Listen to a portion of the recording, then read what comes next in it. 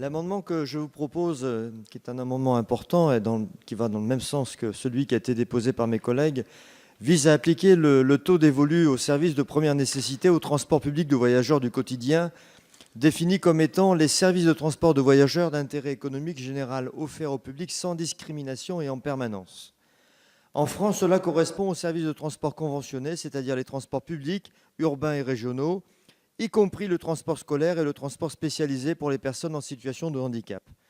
Les transports publics du quotidien participent par définition aux objectifs de transition énergétique et ont donc un rôle social de premier plan. Ce serait un véritable signal, notamment pour la ruralité, qui soit désormais considéré comme un service de première nécessité. Cela est d'ailleurs le cas, et des collègues l'ont précisé tout à l'heure, chez certains de nos voisins européens. On pense à la Belgique, à l'Allemagne, la Suède, la Norvège, le Portugal ou encore l'Angleterre. Alors pourquoi pas nous? Le drame de la pollution et du réchauffement climatique ne se réglera pas par des mesures homéopathiques. Il faut une volonté politique forte, traduite par des décisions politiques fortes, et j'ai la faiblesse de penser que cet amendement en est une. Merci, monsieur le député. Le 3272.